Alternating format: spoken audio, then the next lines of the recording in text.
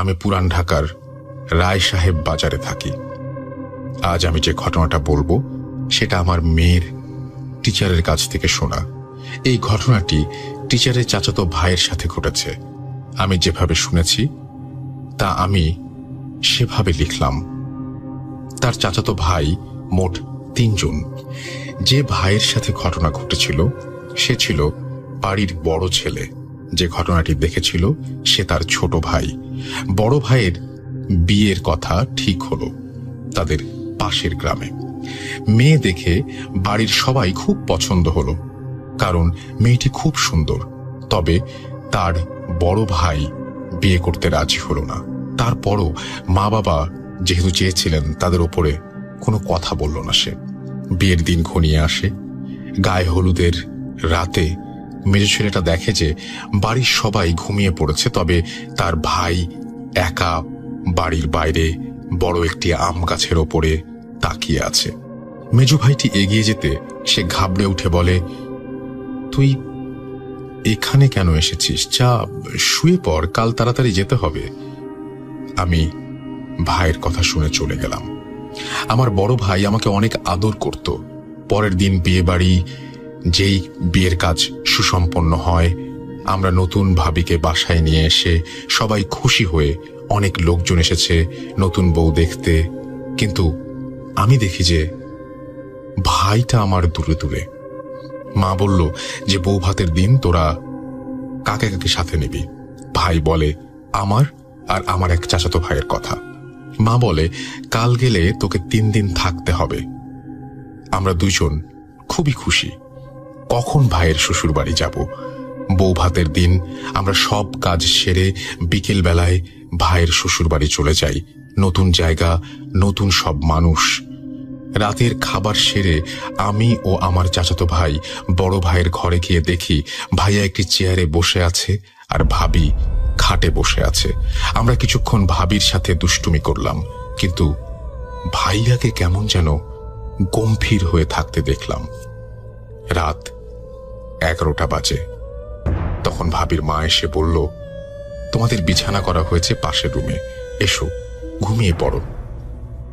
আমরা ভাইয়ের কাছ থেকে বিদায় নিয়ে চলে যাই। রুমে এসে আমি ভাবি ভালো করে দরজাটা আটকিয়ে দিই। আমার চাচাতো ভাইকে বলি যে তুই ওয়াশরুমে যাবার দরকার হলে আমাকে বলিস। এভাবে বলে আমরা 2 জন ঘুমিয়ে পড়ি।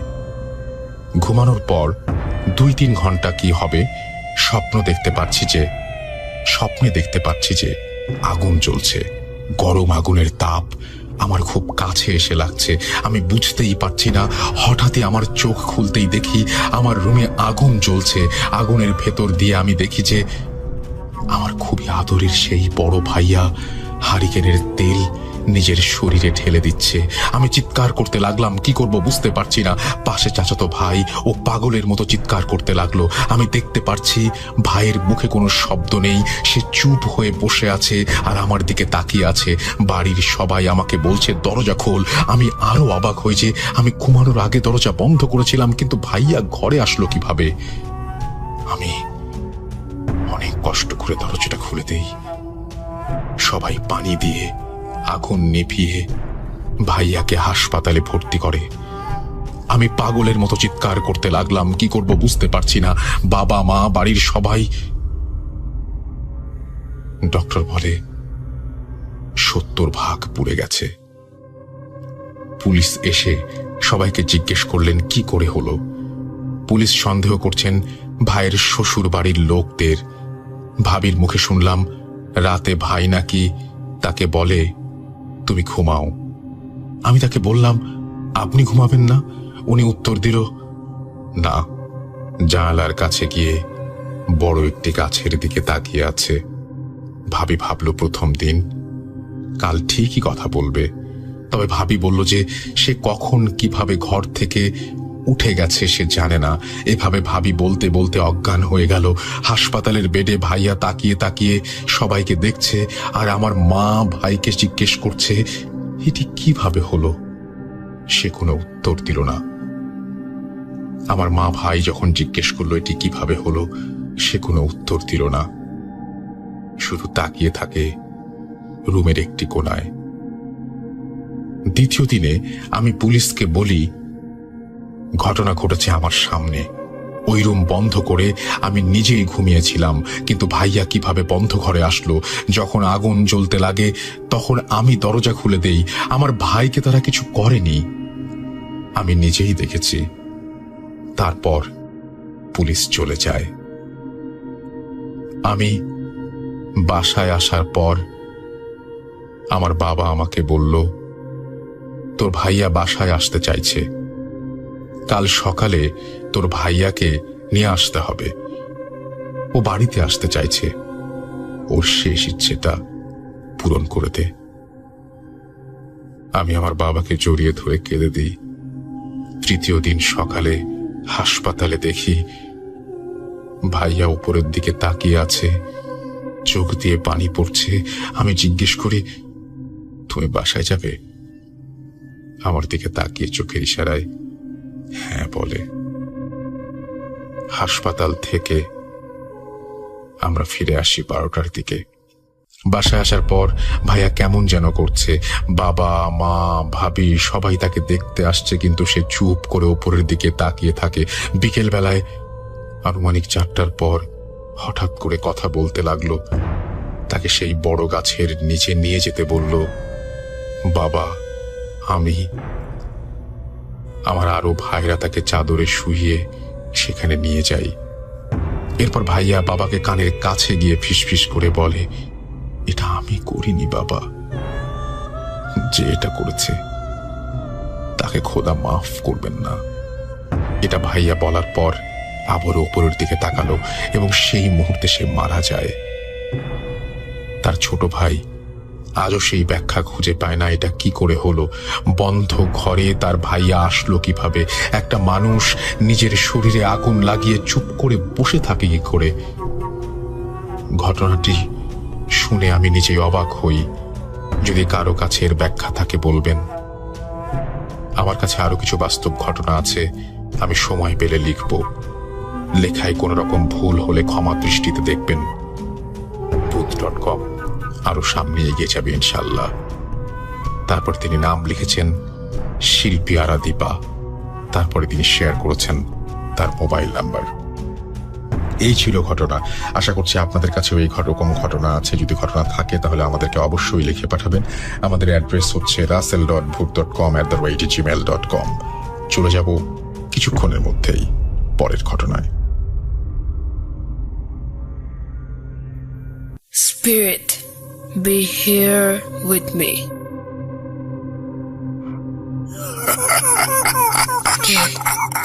কে তুমি? Bhoot.com. The fear returns with Russell.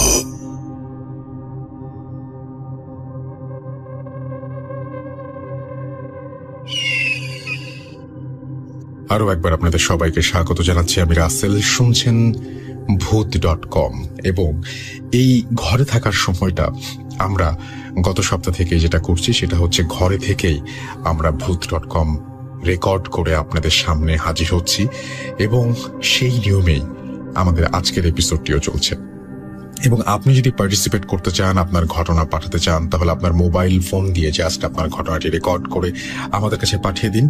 আমরা সেটা প্লে করব আমাদের এই এপিসোডগুলোতে, এবং আমি আমার বাসা থেকে যেমন করব, আপনি আপনার বাসা থেকে ঠিক সেইভাবেই রেকর্ডটা করে পাঠাবেন আমাকে, আর আমি আমার বাসা থেকে শোটা করব।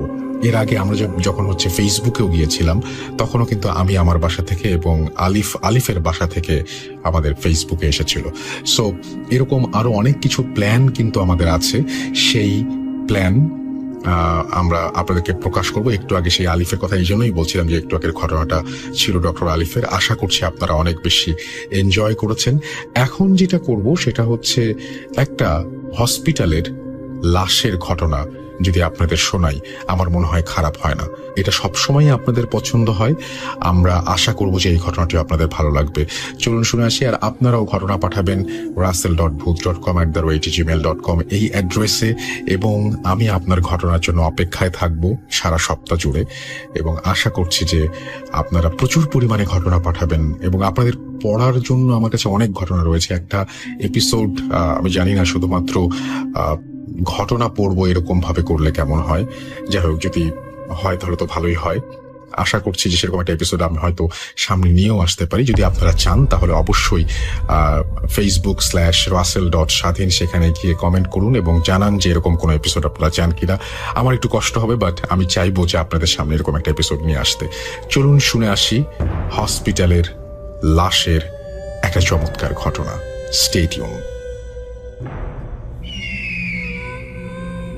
আসসালামু আলাইকুম রাসেল ভাই, আমি হাসিবুল হাসান রনি বলছি। জিজ্ঞেস করছি না কেমন আছেন, কারণ আপনি সবসময় ভালো দলেই থাকেন। আমি মিরপুর শাহবাগের বাসিন্দা। আমি সরাসরি ঘটনায় চলে যাচ্ছি। 2002 সালে আমি পাবনা সদর হাসপাতালের সংলগ্নে একটি ডায়াগনস্টিক সেন্টারে আমার বোনের হাজবেন্ডের দ্বারা আমি একটি প্যাথোলজি ল্যাবে প্রশিক্ষণ নিতে যাই। প্রশিক্ষণ চলাকালীন আমাদের কাজগুলো ছিল হচ্ছে ব্লাড কালেকশন করা পেশেন্টের কাছ থেকে। বেশিরভাগ ব্লাডগুলো কালেকশন হতো আমরা পাবনা সদর হাসপাতালের যেই প্যাথোলজি ল্যাব ছিল ওখানে অধিকাংশ পরীক্ষাগুলোই হতো না। সো আমরা ওই পরীক্ষাগুলো কালেক্ট করে আমরা এইখান থেকে করে নিতাম, প্লাস পরবর্তীতে ডেলিভারিটা ওখানে দিয়ে দেওয়া হতো আর কি। তো কোনো একদিন বিকালের দিকে আমাদের অফিসটা ক্লোজ হতো রাসেল ভাই 9টার দিকে, পাবনা সদর হাসপাতালের সংলগ্নে ছিল যেহেতু। তো কোনো একদিন বিকালের দিকে আর কি 2002 সালের কথা বলছি, আমাকে ডায়াগনস্টিক থেকে বলা হলো যে রনি, একটা ব্লাডের কালেকশন আছে, সদর হাসপাতালে যাও, দোতলায় এত নম্বর ওয়ার্ড, এত নম্বর বেডে। তো অনেক আগের কথা যেহেতু রাসেল ভাই আমার অতটা খেয়াল নেই বেড নাম্বার ওয়ার্ড নাম্বারটা।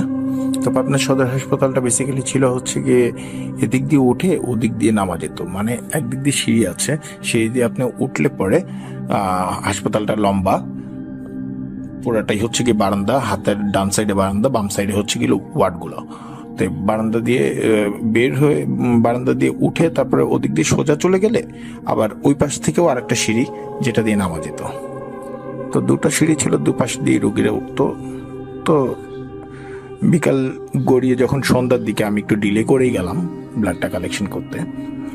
তো সন্ধ্যার দিকে মোটামুটি আমি যখন হাসপাতালের কাছাকাছিতে, তখন ঠান্ডা বাতাস বইছে, আকাশে অনেক মেঘ করেছে, গুড়ি গুড়ি বৃষ্টিও পড়ছে বলা যায়, 1 ফোঁটা করে বৃষ্টিও পড়ছে, কিন্তু অনেক বেশি আর কি মেঘ করেছে আর কি, বড় ধরনের একটা ঝড় হবে এরকম কিছু। তা আমি এটা দেখি একটু তাড়াতাড়ি করে গেলাম যে আর্লি ব্লাডটা কালেকশন করে আমি স্যাম্পলটা নিয়ে আসি আমার ল্যাবে। তো আমি এই সিঁড়িতে উঠে জাস্ট ব্লাডটা কালেকশন করছি। সিরিঞ্জে আমি যখন ব্লাডটা টেনে নিয়ে এসে সিরিঞ্জটা নিডেলটা বের করে যখন পেশেন্টকে কটন দিয়ে হাতটা ক্লোজ করে দিলাম, in the mean time Russell ভাই কারেন্ট চলে যায়। তো কারেন্ট চলে যাওয়ার পরে আমি অ্যাজ ইউজুয়াল কারেন্ট যেতেই পারে, এটা আর মফস্বল শহরগুলোতে একটু কারেন্ট বেশি যায়, তখন আরো বেশি যেত আর কি, এই এখনকার তৎকালীন সময় থেকে বেশি যেত আর কি। তো আমি সবসময় যেটা করতাম সেটা হচ্ছে কি, আমি যদি কখনো দোতলায় উঠতাম, এদিক দিয়ে উঠতাম ওদিক দিয়ে নামতাম আর কি। হাসপাতালটা একটা চক্কর দেওয়া হতো, তা আমার কাছে ভালো লাগতো আর কি, পরিবেশটাও খুব সুন্দর ছিল। তো যেহেতু আমি পাশাপাশি ল্যাবে কাজ করতাম, হাসপাতালের অধিকাংশ স্টাফই আমাদের পরিচিত ছিল। তো আমি যখন ওই পাশ থেকে নামছি, কারেন্ট চলে গিয়েছিল, তখন আমি একটা মোবাইল ইউজ করতাম, সিমেন্স C25, অনেক আগের মডেল সিমেন্স C25। খুব বেশি আলো হতো না, বিকজ অফ ওগুলাতে কোনো টর্চের ব্যবস্থা ছিল না, যার ধরুন আমি ওইটা নিয়ে ওইটার আলোর প্রভাবেই আমি ওই সিঁড়ি দিয়ে নামার চেষ্টা করি, যেদিক দিয়ে উঠি ওটার বিপরীত সাইডে যে সিঁড়িটা সেদিক দিয়ে নামার চেষ্টা করি। তো যেহেতু আলো বেশি হতো না, সেহেতু আস্তে আস্তেই নামার চেষ্টা করতেছিলাম। এর মধ্যে রাসেল ভাই খুব বাইরে বাতাস ছেড়ে দিল আর প্রচন্ড বিজলি চমকাচ্ছিল, অনেক বেশি বিজলি চমকাচ্ছে, খুব বেশি আর কি বড় ধরনের একটা ঝড় হবে এরকম একটা আশঙ্কা। বাদে ভাই আমি সিঁড়ি দিয়ে নামার চেষ্টা করতেছি। নামার পরে রাসেল ভাই সিঁড়ির ঠিক গোড়াটায়, যেখানে সিঁড়িটা 3টা পার্ট ছিল, 3টা পার্ট নামার পরে 3টা পার্টে এমন একটা গ্রাউন্ড ছিল যে গ্রাউন্ডের মধ্যে আপনার ফ্লোরে অনেক স্পেস ছিল, যে স্পেসে আপনার 2-3টা মোটামুটি স্ট্রেচার রাখা যায়। তো আমি অ্যাজ ইউজুয়াল নামলাম, নেমে যখনই ডান সাইডে তাকালাম, হঠাৎ করে নামার পরে ডান সাইডে তাকালাম, হঠাৎ করে কেন জানি বিজলিটা খুব বেশি জোরে চমকে উঠলো। ডান সাইডে তাকানোর পরে আমি দেখতে পেলাম ওখানে স্ট্রেচারে একটা লাশ শোয়ানো। রাসেল ভাই লাশ থাকতেই পারে, যখন আমি হাসপাতালে মেডিকেলের ওয়ার্কিং এর সাথে ইনভলভ, সেও তো আমার এইগুলা দেখে অভ্যস্ত। আমি এজ ইউজুয়াল তেমন একটা কিছু ফিল করিনি। যেহেতু সন্ধ্যার কাছাকাছি সময়, কিছুটা আলো প্রবেশ করছে, কিছুটা বিজলি চমকাচ্ছে, ঝাপসা দেখা যাচ্ছে সবকিছু, আমি বুঝতে পারছি যে লাশটার গায়ে একটা প্রিন্টের চাদর দিয়ে লাশটা ঢাকা। লাশটার হচ্ছে গিয়ে পা দুটোর শোয়ানোর পরে সোজা হয়ে উপরের দিকে থাকার কথা, সেখানে লাশটার পা দুটো উল্টা করে, আমরা বেসিক্যালি যে ভূত না, জিন টাইপের যেরকম পা দেখি, যে পা ঘুরানো থাকে, ঠিক ওইরকম। যাই হোক, আমি ওটা দেখে একটু কাছে গেলাম যে পাটা এরকম কেন। তো যাবার পরে রাসেল ভাই দেখতে পারলাম যে পাটার রগ আসলে কাটা, দুটো পায়েরই রগ কাটা, আর স্ট্রেচারের পাশে একটা হাত একটুখানি বের হয়েছে, ওই হাতটাও এরকম রক কাটা। এর মধ্যে রাসেল ভাই কোথা থেকে একটুখানি বাতাস এসে লাশটার মুখের চাদরটা সরিয়ে দেয়। একটু অদ্ভুত ঘটনা হচ্ছে, সরিয়ে দেওয়ার পরে ওই ফার্স্ট টাইমটা আমি ভয়টা পাই। সরিয়ে দেওয়ার পরে আমি যখন মুখের দিকে তাকানোর পরে খুব বিভৎস আর কি চেহারা করে লাশটা শুয়ে আছে, যেটা হচ্ছে গিয়ে আপনার জিভাটার ভিতরে রাসেল ভাই কামড় দিয়ে আছে। আমরা জিভের আর কি কথায় লজ্জা পেলে কিংবা একটু আপসেট হলে জিভে যেরকম ভাবে কামড় দিই, জিভ অর্ধেক বের করে, ঠিক ওরকম ভাবে জিভে কামড় দিয়ে চোখটা বন্ধ করে সে শুয়ে আছে। তো মুখটা দেখতে খুব অদ্ভুত লাগলো, মনে হলো যে ঘন্টা 3-4 আগে হয়তো বা মারা গেছে, লাশটা পোস্টমর্টমের জন্য ওখানে রাখা। এনিওয়ে, আমি ওইটা দেখে একটু ভয় পাওয়ার জন্য আমি ওই জায়গাটা লিভ করার ট্রাই করলাম। যেহেতু এই সিঁড়ি দিয়ে নেমেছি, সেহেতু আমার হাসপাতালের নিচতলার ওই মাথায় যাওয়ার পরে আমি গেটটা পাবো। তা আমি যখন লাস্টটা লিভ করে আমি যখন রওনা দেওয়ার পরে ওখানে একটা ওয়ার্ড মাস্টার ছিল, জাফর ভাই। ওয়ার্ড মাস্টারের সাথে আমার দেখা হয়। জাফর ভাই আমাকে বলছিল, সবাই আমাকে মজা করে ওখানে শালাই বলতো, যেহেতু আমার বোনের হাজবেন্ডের পরিচয়, ওখানে আমি কাজ শিখতে যাই, তো সবাই মজা। তো জাফর ভাই আমার সাথে মজা করে বললো যে, কিরে শালা তুই এখানে কি করিস? তা বললাম, একটা কালেকশন ছিল, এখানে একটা লাশ পড়ে আছে, কিরকম অবস্থা, এটা কি পোস্টমর্টমের জন্য নাকি? তো জাফর ভাই আমাকে বলতেছে, এটা হচ্ছে গিয়ে তোর ব্যাঙের লাশ। আমি বললাম, ব্যাঙের লাশ মানে? তখন সে আমাকে বললো যে, ব্যাং বাবুর নাম শুনিস না? পাবনার শহরের এককালীন, এখনকার সময় ত্রাস, তা এককালীন সময় সে খুব ত্রাস ছিল, ব্যাং বাবু নাম, তার নামের টাইটেল ছিল এটা। তা আমি বললাম, ও তাই নাকি? হ্যাঁ, মারা গেছে কিছুক্ষণ আগে, তো এনে রাখছে পোস্টমর্টম করার জন্য। তা আমি বললাম, এই হাত পায়ের রক টক কাটা? হ্যাঁ, হাত পায়ের রক কাটছে, আরো কোপ টোপ পড়ছে পিছনে। তো যাই হোক, আমি এটা শুনে আমি যাবার বললাম যে, কোথায় যাচ্ছেন? বললে, উপরে যাবো। তা আমি চলে আসলাম। আমি চলে আসার পরে ল্যাবে ব্লাডটা কালেকশন দিলাম। দেওয়ার পরে আমি আমাদের যে সহকারী ছিল, আমাদের অনেক সিনিয়র, তাকে আমি বললাম যে, এরকম ব্যাং বাবু না কি আছে পাবনাতে। আমার বেসিক্যালি রাসেল ভাই ঢাকাতেই জন্ম, আমি পাবনায় ওই কাজের জন্যই যাই। আমি পাবনা ত্রাসিকি আর শিল্পপতিকে আমি অতটা ভালো করে চিনতাম না। তো যাই হোক, সে আমাকে বললো, ও ব্যাং মারা গেছে নাকি? তাই নাকি? উনিও খুব আর কি শুনলো আমার কাছ থেকে ঘটনাটা, ইন্টারেস্টেড হয়ে শুনলো আর কি। শোনার পর আমি তাকে বললাম যে হ্যাঁ মারা গেছে, এভাবে বিভৎসকর অবস্থায় মারা গেছে। তো আমার এতটুকু মনে আছে রাসেল ভাই, সেই দিনটা ছিল বৃহস্পতিবার। তো শুক্রবারের দিন বন্ধ ছিল আলটিমেটলি আমাদের অফিস। তো শুক্রবারের দিন আমি অফিসে যাইনি, আমরা চলে আসলাম বাসায়। আসার পরে আমার কাছে সারা রাত কেমন জানি একটু তন্দ্রা ঘুম হলো। ঘুমের মধ্যে আমি যে খুব বাজে কোনো স্বপ্ন দেখবো তাও দেখিনি, কিন্তু অস্বস্তিকর একটা ঘুম হলো। পরের দিন শুক্রবার, অ্যাজ ইউজুয়াল যা করি, শুক্রবারে হলিডে ছিল। তারপরের দিন হচ্ছে শনিবার, স্যাটারডে। আমি মর্নিংয়ে অফিসে যাই। অফিসে যাওয়ার পরে ঠিক সারাদিন অফিস করার পরে রাসেল ভাই ওই সময়টাই সন্ধ্যার দিকে, মানে বৃহস্পতিবার সন্ধ্যায় যে টাইমটা ছিল, শনিবার ঠিক ওই টাইমটা সন্ধ্যার দিকে আমি ওয়াশরুমে ছিলাম। ওয়াশরুম থেকে আমাকে ওই যে ল্যাবের সিনিয়র ভাইয়া, উনি আমাকে ডাকতেছে, রনি, হ্যাঁ রনি। আমি বললাম যে ভাইয়া আমি বাথরুমে বেরোচ্ছি। তো বাথরুম থেকে আওয়াজ দিয়ে আমি বের হলাম। বের হওয়ার পর আমি বললাম হ্যাঁ কী হয়েছে? কয় শালা খালি মিথ্যা কথা বলিস না। তা আমি বললাম কেন ভাইয়া কী হয়েছে? তখন উনি আমাকে বললো যে তুই না বললি ব্যাং মারা গেছে, ব্যাং তো মারা গেছে আজকে। তা আমি বললাম মানে? সে আমাকে বললো হ্যাঁ ব্যাং তো আজকে মারা গেছে, খালি ফাইলামি নাকি। আমি কথাটা শোনার পরে আমার কাছে আর কি ব্যাপারটা কেমন জানি বৃহস্পতিবার রাতের স্বপ্নের মতোই মনে আর কি, তন্দ্রা ঘুমের মতোই মনে হচ্ছিল অনেকটা। কি বলবো আপনাকে আর কি। আমি সাথে সাথে সদর হাসপাতালের কাছে চলে যাই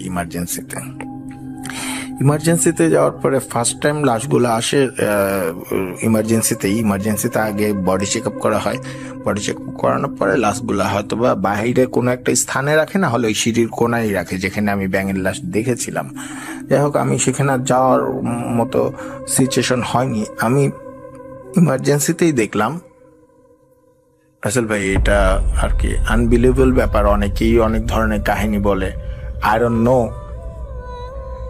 আমি কি আর কি স্বপ্নই দেখেছি 2টা দিন ভরা, নাকি প্র্যাকটিক্যালি দেখেছি 2টা দিন ভরা, বাট এটা হচ্ছে গিয়ে বি ট্রু। ওই চাদরটাই ছিল গায়ে,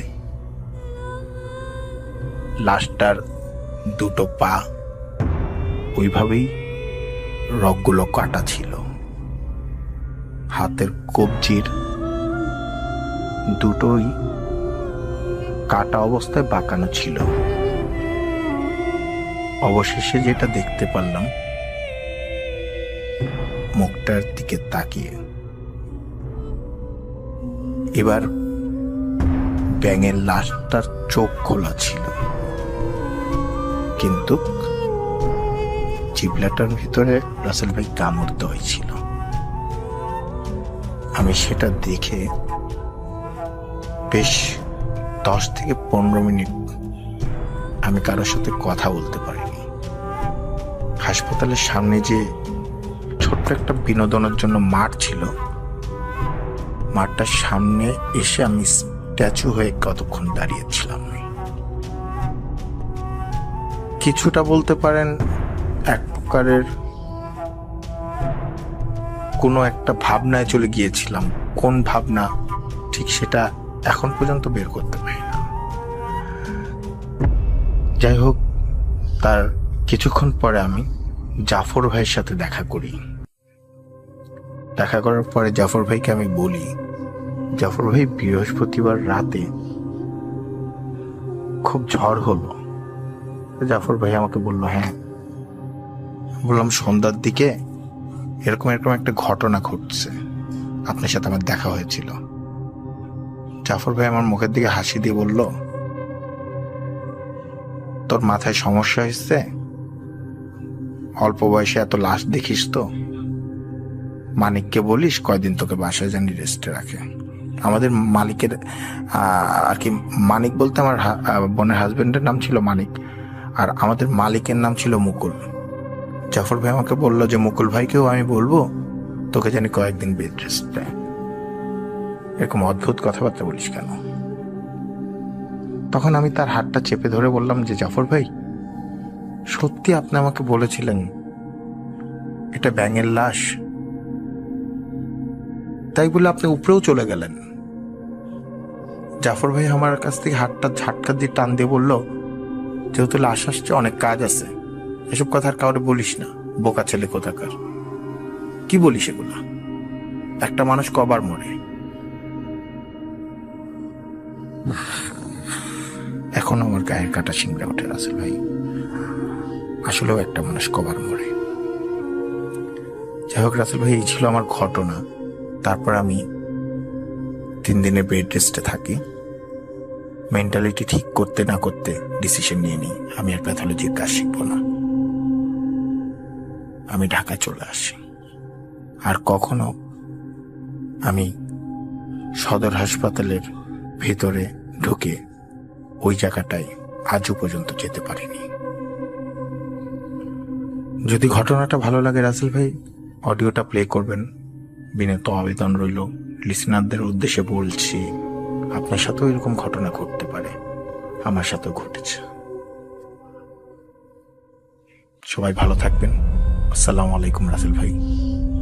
আশা করি আপনি সবসময় ভালো দলেই থাকবেন। আমার কাছে আরো অনেক ঘটনা আছে, যদি কখনো সময় করতে পারি এটা প্লে করলে বাদ বাকি ঘটনাগুলো পাঠানোর চেষ্টা করব। আল্লাহ হাফেজ।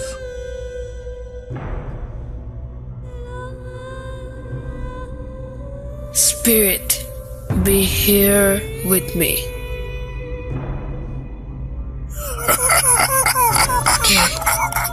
Get to me. Bhoot.com.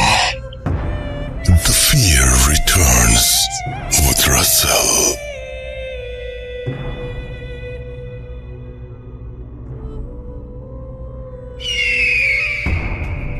আরো একবার আপনাদের সবাইকে স্বাগত জানাচ্ছি, আমি রাসেল। আমাদের কাছে একটা নার্সের ঘটনা রয়েছে, আমাদের কাছে একজন ডক্টরের ঘটনা রয়েছে। আমি ভাবছিলাম যে কোন ঘটনাটা আগে প্লে করি।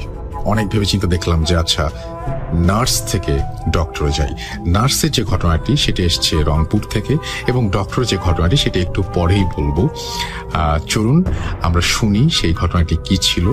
এবং এইখানে আরো একটা ঘটনা রয়েছে, ডক্টর আলিফের না, শুধু আলিফের, যশোর থেকে। সেটা আমরা হয়তো প্লে করবো একে একে। ইন দ্য মিন টাইম আমাদের ইমেল অ্যাড্রেসটা আরো একবার শেয়ার করতে চাই। আমাদের ইমেল অ্যাড্রেস হচ্ছে russell.booth.com@gmail.com।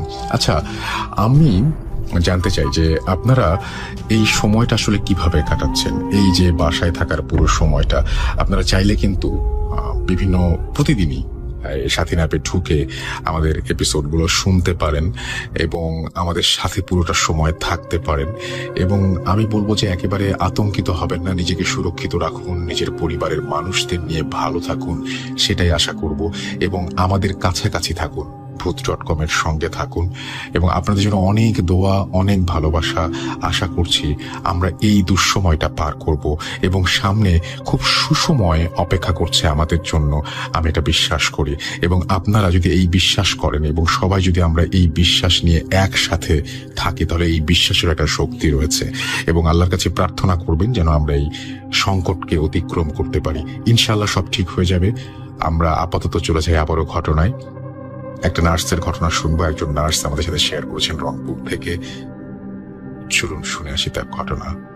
এখন তিনি রংপুরে আছেন কিনা সেটা তার ঘটনা শুনলেই বুঝতে পারবেন। চলুন শুনে আসি ঘটনাটি।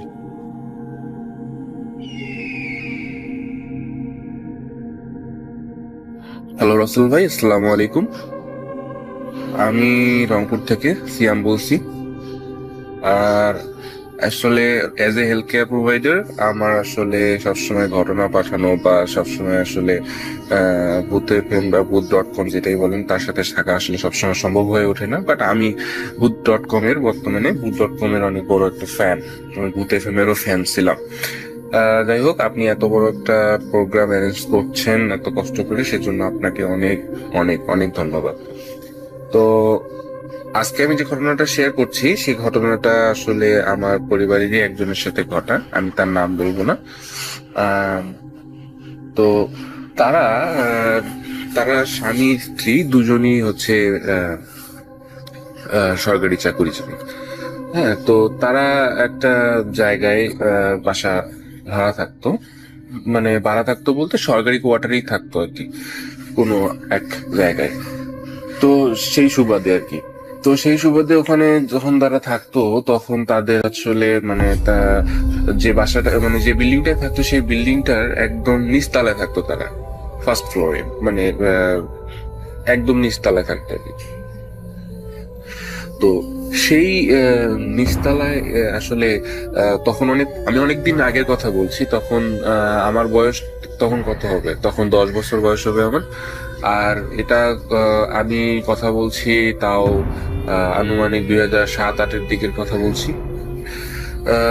7-8 সালের কথা বলছি। তখন আসলে ওই সময় যে জায়গাটায় বাসা ভাড়া থাকতো, তো ওই জায়গাটার আশেপাশের পরিবেশটা কিন্তু অতটা মানে ভালো ছিল না। মানে পরিবেশটা ভালো ছিল না বলতে জঙ্গল ছিল, বাঁশঝাড় ছিল, আপনার অনেক গাছগাছালি ছিল, অনেক ঘন পরিবেশ ছিল আর কি ওখানে। মানে উম, মানে ভৌতিক একটা ব্যাপার ছিল ওখানে আসলে প্রথম থেকেই। তো আসলে যে ঘটনাটা ঘটছে সেটা হচ্ছে তো আমার যে ওই আত্মীয় উনি হচ্ছেন দুজনই যেহেতু সার্ভিস হোল্ডার ছিল, সেহেতু ওনাদের মধ্যে ওনারা ডিসাইড করলেন একদিন যে আশেপাশের যে জায়গাটা আছে সেই জায়গাটা আসলে পরিষ্কার করবেন আর কি। পরিষ্কার করে ওটাকে একটা ডিসিপ্লিন, একটা পরিবেশের সৃষ্টি করবেন তারা, এরকম একটা ডিসাইড করলেন। তো তারা হচ্ছে তো গেল ওখানে, মানে আশেপাশের পরিবেশের পিছনে একটা বাঁশঝাড় ছিল, পিছনে এরকম অনেক গাছগাছালি ছিল। তো তারা নিজ দায়িত্বেই সেই সময় আর কি ওটা পরিষ্কার করা শুরু করলো। তো আমি বলে রাখতে চাই যে ওখানে কিন্তু আপনার মানে ওই সময় কিন্তু ওই যে আমার আত্মীয়ের একটাই মাত্র ছেলে ছিল, তাদের সন্তান ছিল একটাই। ওই সময় তার বয়স কত হবে, আমার সমানই হবে তখন। তখন ওই সময় তখন আমার সমানে ছিল, 10 বছর বা 12 বছর বয়স। তো আসলে তখন হচ্ছে মানে যখন বিড়াল মানে ওখানে যখন তারা মানে পরিষ্কার করছিল, তো পরিষ্কার করার সময় আসলে কি হবে ব্যাপারটা, যে এভাবে প্রতিদিন পরিষ্কার করতো তারা। প্রতিদিন পরিষ্কার করতে করতে একদিন এরকম হইলো যে সন্ধ্যা, একদম গধূলির যে সময়টা, একদম সন্ধ্যা মাগরিবের আজান হবে এরকম একটা সময়, সেই সময় এসে তারা তো আমার ওই মানে খালা উনি হচ্ছে ঝাড় দিচ্ছিল ওখানে পিছনে বাঁশঝাড়ের কাছে। তো হঠাৎ বাঁশঝাড় থেকে একটা কুচকুচে কালো ছোট বাচ্চা, একদম ধরেন যে কত হবে, কেবল হাঁটতে শিখছে এরকম একটা বয়স, 3-4 বছর বা 2 বছর বয়স হবে, 2-3 বছর বয়স হবে। তো এত কম বয়সে একটা ওই ছোট বাচ্চাটা একদম কুচকুচে কালো দেখতো, মাথায় কোনো চুল নাই, হ্যাঁ একদম কুচকুচে কালো, এবং গায়ে কোনো কাপড় ছিল না, ছোট বাচ্চা। তখন সে আসলে মানে বাজার থেকে বের হয়ে আহ, আমার ওই খালার কাছে আসতে, যখন এই কাছে আসতেছে তো সে ভয় পেয়ে গেছে। হ্যাঁ ভয় পেয়ে গেছে, ভয় পেয়ে হচ্ছে মানে সরে আসছে, এবং প্রথমে মানে রাগ হয়েছে যে এই তুমি যাও যাও এখান থেকে যাও, মানে এরকম বলছে। তো যখন এরকম জোরে চিৎকার করছে তখনই হচ্ছে ওই যে বাচ্চাটা ওটা আবার দৌড়ে বাচ্চাদের ভিতরে চলে গেছে। তো এটাতে আসলে সে মানে মারাত্মক রকমের ভয় পেয়ে গেছে। ভয় পাওয়ার পরে তো তিনি আবার মানে ওখানেই ছিলেন আর কি, আশেপাশে মানে একটু দূরে চলে গেলেন, ওখানে গিয়ে আবার ঝাড় দিচ্ছিলেন। তো একদিন ওই বাচ্চাটা আবার বাচ্চার থেকে বের হয়ে হচ্ছে আবার ওই আমার খালার কাছে চলে আসে, মানে কাছে আসতে যাচ্ছে, মানে জড়া ধরতে যাচ্ছে। এরকম ছোট বাচ্চারা যেমন আলিঙ্গন করতে চায় বড় বাচ্চা বড়দেরকে, ঠিক তেমনি আলিঙ্গন করতেছে। তো আমার যে খালা উনি হচ্ছে হাতে ঝাড়ু ছিল, সেই ঝাড়ু দিয়ে বাচ্চাটাকে মারছে, মানে তো বাচ্চাটাকে মানে আমার খাওয়া ওই সময় শিওর হয়ে গেছিল যে এটা কোনো নর্মাল কোনো কিছু না, এটা অ্যাবনর্মাল কোনো কিছু, জিন বা পরি এই টাইপের কোনো কিছু হবে। মারছে, এবং মারার সাথে সাথে বাচ্চাটা দৌড়ায়া বাজারের ভিতরে চলে গেছে। এভাবে কন্টিনিউয়াসলি সে বাচ্চাটা আরো 2বার আসছে, এবং ওই বাকি 2বারই আমার যে খালা উনি হচ্ছে ঝাড়ু দিয়ে মারছে এবং চলে গেছে, ভিতরে চলে গেছে। তো এটাতে আমার খালা প্রচুর ভয় পাইছে, এবং তারপরে তিনি বাসায় আসছেন। বাসায় আসার পরে তার রুমের মধ্যে তিনি ছিলেন, কিন্তু যন্ত্রণা যন্ত্রণা শুরু হয়েছে তারপর থেকে। ঘটনাটা কিরকম, যে রাতের বেলা